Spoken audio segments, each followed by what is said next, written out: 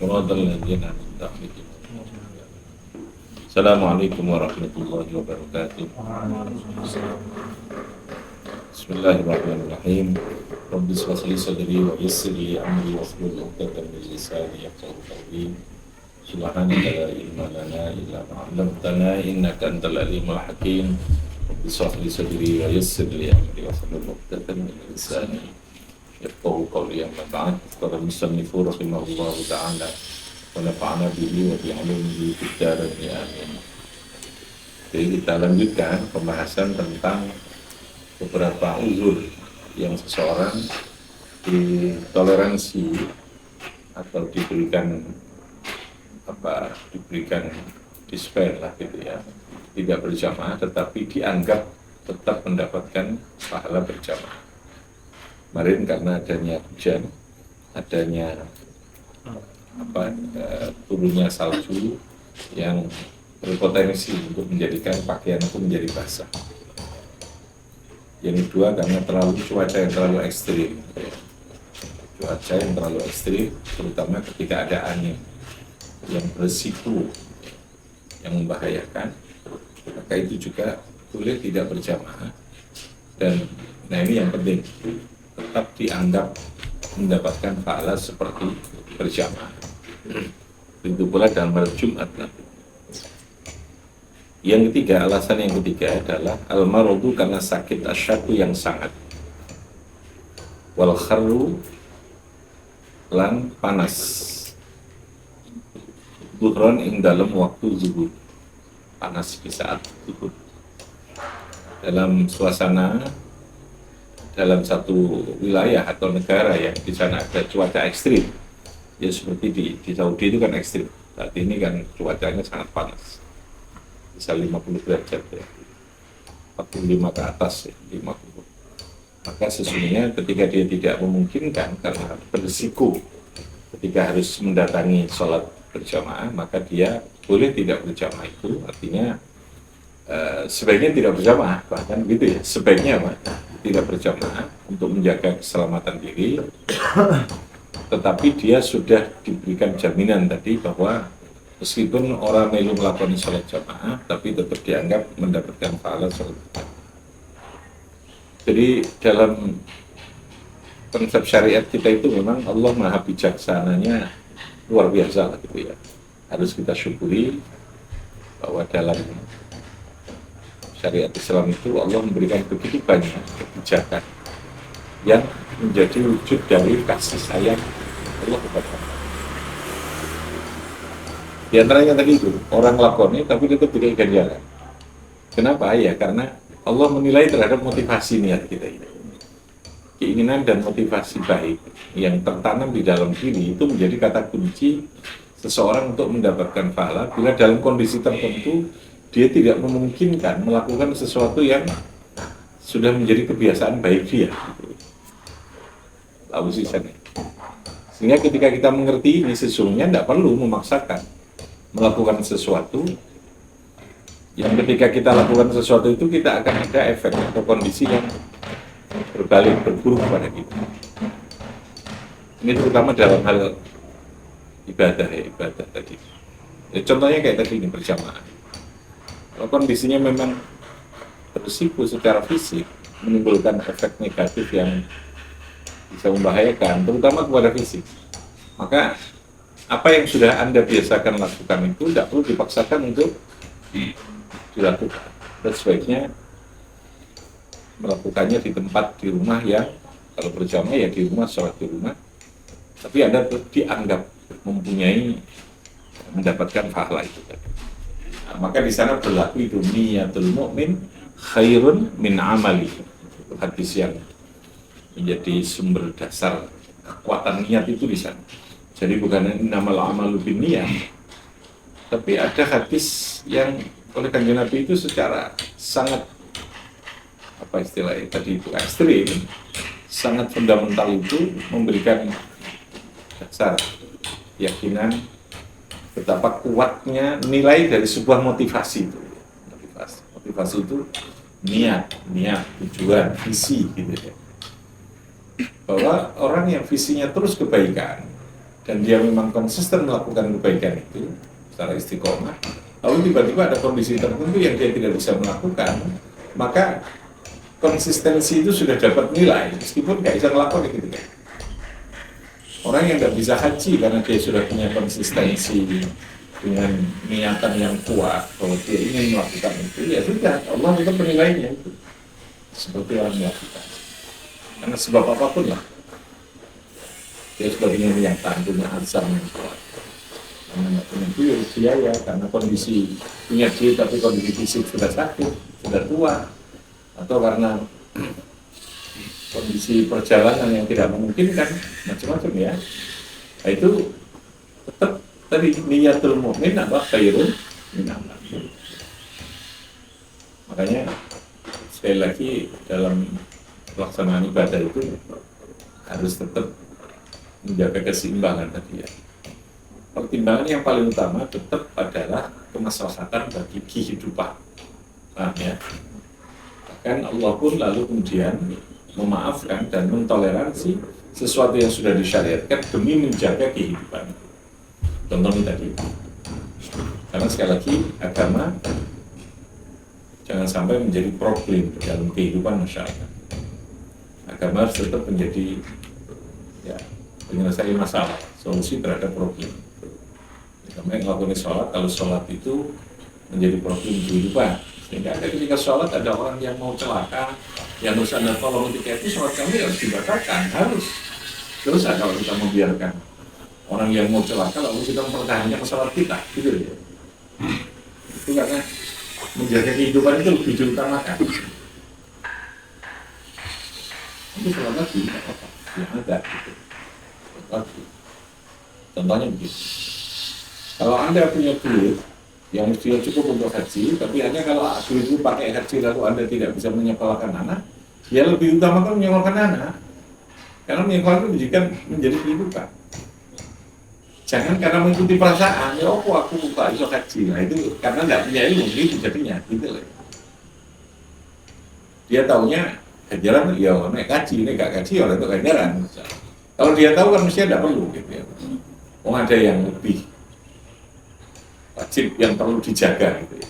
Apa? Kehidupan anak kita, kehidupan keluarga kita. Namanya seperti itu. Itu prinsip dasar hukum dalam Islam. Menjaga kehidupan tetap menjadi prioritas. Kalau andai kata terjadi pertentangan apakah kita harus beribadah makhluk dengan menjaga kehidupan, maka yang dimenangkan adalah tetap menjaga apa? Kehidupan. Hifdzul nafas, hifdzul mal, itu jauh lebih menjaga terhadap jiwa itu terutama menjadi prioritas di dalam kehidupan. Makanya bersama itu pada prinsipnya sangat dianjurkan. Tapi dalam kondisi tertentu, wis ora jamaah ora apa-apa, wis tak ganjaran gitu. Termasuk dalam kondisi al-barakah. Aliran seperti ini tentu banyak penggemarnya. Karena beragama dengan rasio dan ilmu. Itu beragama dengan perasaan itu menjadi lebay. Menjadi lebay. Ya taunya kalau enggak yang itu ya enggak. Nah sekarang sudah lebih rasional. Semakin berilmu itu semakin berasional. Oke, al-marudu karena ada sakit asyaku wal kharru, panas. Buron ing dalam waktu duhur. Makanya Nabi pada saat sholat duhur itu Nabi memerintahkan itu. Kamu dinginkan.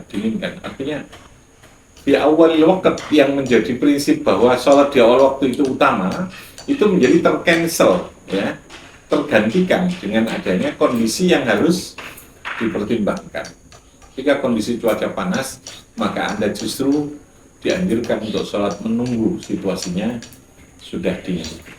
Walakin baru, tapi kamu tunggu ketika sudah cuacanya kayak gini, baru kamu sholat berjamaah. Tapi prinsip dasar awalnya apa? Yang dianjurkan sholat itu di awal waktu. Itu ya. Itu maksudnya begitu. Sama dengan ini tuh. Wal ju' wal atsu adh-dhahiran. Lapar dan dahaga yang sangat. Waktu sholat sudah masuk. Pilihannya, apakah Anda makan? Apakah Anda sholat di awal waktu? Ini kalau orang lupa ya di awal waktu. Ini pangeran itu. Jadi pangeran, aku itu rasa baca mono. Orang segitunya gitu ya. Udah, kamu makan dulu saja, makan dulu. Oh, itu kan sangat manusiawi sekali ya. Aturan kita makan. Wal ju' wal ats al-dhahirat. Jadi kalau dalam kondisi lapar yang sangat, tapi kan enggak lapar ya. Ya sholat dulu gitu ya. Lapar yang sangat. Ai mujarradu tawqanin nafs. Ai ishtiyaqun ila ta'ami wasyarab. Terjadi keinginan yang sudah kuat, wis kemecer lah teman ya. Wis ora iso ditahan, wis kemecer, wis apa istilahnya. Wis sudah nafsu makannya sudah enggak bisa dibendung karena sudah lapar, maka sebaiknya ada sholat dulu. Malah justru makruh sholat di awal waktu ketika seperti itu. Sholat berjamaah pun itu punya makruh, maka sebaiknya Anda makan dulu. Berarti kan mengutamakan makan dengan Tuhan, enggak. Tuhan yang dirujuk. Soal itu sangat baik, gitu ya. Sangat manusiawi. Nanti saya katakan jangan segitunya lah. Makan saja dulu. Makan, baru kemudian sholat. Ini paling kayak utangnya lesu, kepingin makan banget, sholatnya saya kecap-kecap pun di lapangan. Omongnya bahkan nopi diri ya. Sholatnya kalau kecap-kecap ini. Orang ada kepingin makan misalnya. Istiak ini deh. Wa mudafa'atil akhbasain termasuk.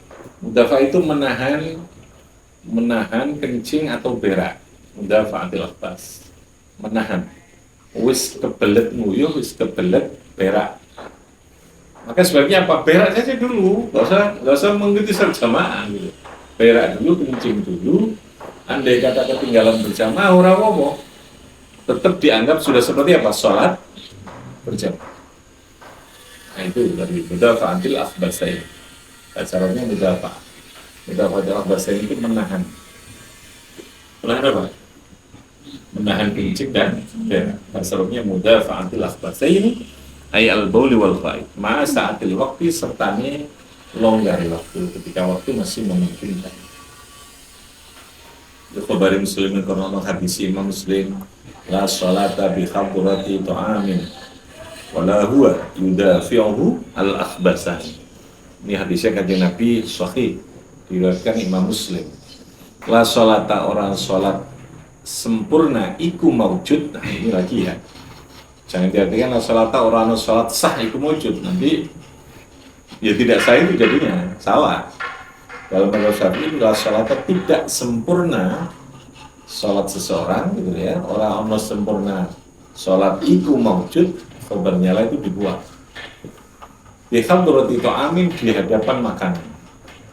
Ketika makanan sudah siap dihidangkan, makanlah dulu. Maksudnya begitulah sholat. Bukan berarti tidak sah sholat kalau di situ ada makanan, bukan begitu ya.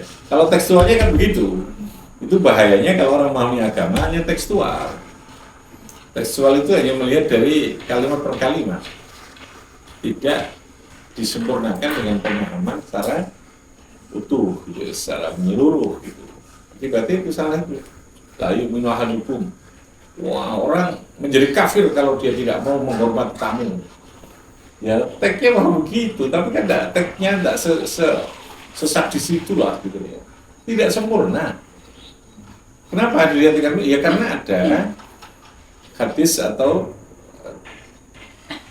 dalil yang lain yang memberikan pemahaman tidak seperti itu gitu ya, tidak seperti itu. Nah, disitulah kemampuan dalam berijtihad, dalam melakukan ijtihad atau pemahaman hukum, sehingga memahami dalil itu tidak terlalu tekstual, tidak terlalu apa istilahnya letterlock kalau sekarang. La sholat orang sempurna sholat itu mewujud di hadrati ta'amin. Orang baik lah, tidak baik sholat itu kalau dilakukan ketika makanan hadrati ta'amin, makanan sudah siap. Jangan diartikan hadrati ta'amin itu di depan makanan, bukan. Ya kalau kamu memang di situ tempatnya mejanya makan, nggak usah di situ ya apa-apa gitu. Hadrati ta'amin ketika sudah mempersiapkan makanan, berarti sudah lapar gitu ya. Berarti sudah apa? Wala walan ora walalan ora sempurna. Ai wala salata gitu ya. Wala ai wala salata, tidak ada salat sempurna itu wujud. Wa huwa halal utawi man itu yudafi'u menahan. Itu yudafi'u sedang menahan iman opo al akhbasani. Kencing dua kotoran, yaitu kencing dan berak. Artinya sebaiknya ketika kondisi mobil atau kencing, kata Nabi, ya berak dulu saja, lalu kemudian jangan iman wudhu nih, biasanya itu iman wudhu nih, mau kencing atau apa, falci wudhu gitu. Ya kan istri wudhu kalau lebih enak gitu kan. Tapi itu sholatnya kayak berbeda, mulat-mulat ya, tidak bisa bisu. Karena Anda sedang berhadapan dengan Allah, harus fokus. Fokus itu kan tidak mungkin ketika kita lapar, ketika kita dalam kondisi menahan kencing atau berak. Kata kuncinya di situ. Sholat itu dzikri, kamu jangan terganggu untuk yang lain. Sudah, kalau memang karena ada faktor lain yang harus kamu lakukan dulu, baru kemudian kamu sholat. Itulah dalam hal berjamaah. Kalau harus terpaksa tidak berjamaah, tidak apa-apa. Kalau dengan alasan itu, malah justru anjurannya sebaiknya selesaikan dulu, meskipun harus tertinggal jamaah. Falahu ayatakhallafa minal jama'anil jama'ati nadban sunnah. Jadi kalau ditanya hukumnya bagaimana meninggalkan berjamaah, malah dapat pahala gitu ya meninggalkannya. Wis itu tanda berjamaah, yang kedua dapat pahala juga itu. Nadban liyatafarraga anil hadas, supaya menyelesaikan, mengosongkan sopaman anil hadasi dari hadas.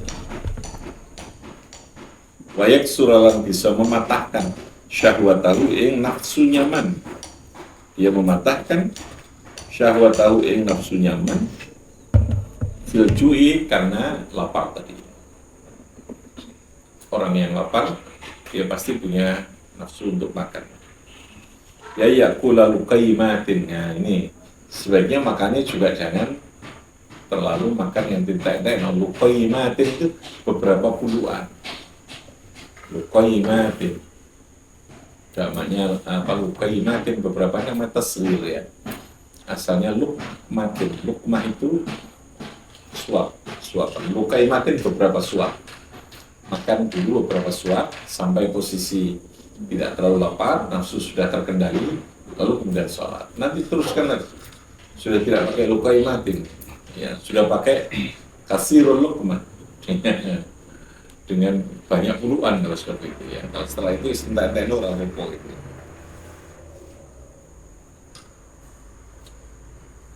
Yaksiru biya su'ratahu. Yang lalu kemudian sudah menjadi terkendali, terpatahkan sauratahu, keinginannya nafsu nyaman. Walahu ayyukammil hajatahu minal akli, boleh dia menyempurnakan kebutuhan tadi itu. Kalau menyemakannya tidak hanya 2-3 tapi mau disempurnakan boleh, gitu. Tetap dapat fatwa yang terkait dengan berjamaah.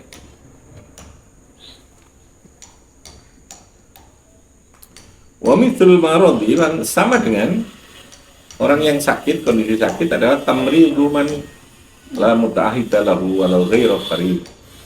Ngeramut wong sing loro. Nah itu ya, tamrid itu ngeramut wong sing loro, yang tidak ada yang ramut. Anda mengutamakan mana berjamaah dengan ngeramut orang yang sakit? Ngeramut orang yang sakit. Gitu ya. Terus gimana kalau berjamaah? Sudah dianggap berjamaah tadi. Tamridu man la muta'ahada lahu walau ghairu qarib. Wa isyraful qaribi 'alal maut. Isyraf itu menjaga, memuliakan orang yang sudah mendekati kematian, atau yakni subihi, atau menghibur orang yang sakit. Umithul qarib, yang dekat itu siapa? Zaujah, wasyihru, asyihru itu maratua, wassadiqu wal ustad, teman dan guru, itu termasuk kategori qarib. Oke, itu tadi karena kondisi internal atau diri kita. Sekarang ada kondisi eksternal. ada situasi yang tidak memungkinkan kita melakukan sholat berjamaah. Yang keempat alasan boleh tidak berjamaah tapi seperti mendapatkan ganjaran jamaah, al khawfu min dhalimin. Al khawfu min dhalimin ala nafsi awil airdi awil mali. Al khawfu khawatir min dhalimin dari orang yang melakukan kejahatan. Jadi kalau Anda melakukan sholat berjamaah, maka potensi akan muncul tindakan kejahatan. Kejahatan itu bentuknya apa? Alam nafsi, terhadap jiwa kita. Awil marodi, apa tadi? Awil irdi, bukan? Awil irdi, atau kejahatan terhadap prestise, harga diri, banyak pelecehan, dan seterusnya. Awil mali, atau kejahatan terhadap harta benda yang kita miliki. Maka lebih utama mana kita menjaga harta ini atau kita ikut sholat berjamaah? Biasanya kalau dalam pergi ya, kita lumo lalu kemudian kita jamaah di masjid, di perjalanan, di terminal atau di perjalanan. Kita bawa banyak barang, untuk jamaah. Kita ini lebih bagus jogo barangnya, kemudian sholat berjamaah, atau kita semua ikut berjamaah, barang kita tinggal. Secara fikih gimana? Secara fikih apa? Ganti ya? Barang harus dijaga karena al-khawfu min dhalimin tadi itu. Kalau sampai terjadi hilang, kamu malah salah gitu ya. Andai kata Anda tidak ikut berjamaah karena menjaga harta itu, Anda tetap dianggap sudah seperti berjamaah. Jadi kalau berilmu gitu ya. Tapi dari segi ilmu, tadi perasaannya yang dijaga rasanya. Oh gak enak yo, kamu berjamaah kan begitu mesti. Itu agak sok itu ya, agak sok. So itu pura-pura seperti orang yang alim, enggak jamaah PKI. Orang yang tidak punya ilmu itu beragamanya itu sok hanya dengan perasaan. Kayak orang alim-alim tapi salah. Kayak orang sergap-sergap tapi saya ini keliru. Iya, jogo barangnya, jogo bujuni, apa melok berjamaah? Jogo barangnya. Apa mana bujuni? Timbangilah. Nah, bagaimana yang ngepet? Itu dijogo, menjaga harta itu jauh lebih baik. Oke. Makanya muncul kaidah tadi itu ya, ada prioritas. Sekali lagi tetap kemanusiaan yang menjadi utama. Kalau ada sesuatu yang bertentangan yang harus kita lakukan, antara itu menjalankan ibadah yang sifatnya makhluk atau persoalan kemanusiaan. Oke, wa kullu man yalzamu ad-dafu anhu, dan menjaga terhadap sesuatu atau orang yang harus kita jaga. Wa mulazamatud da'in al-mu'sir ghariman ay madina. Lazama itu netepi ad-da'in. Sing hutang. Al-mu'sir ghariman ay madina. Ya. Terus wal khawfu min uqubatin ta'zirin aw khattin wa qawatin qisasin yurja tarkuha in taghayyaba iyyaman. Rojian al-afa anil uqubah.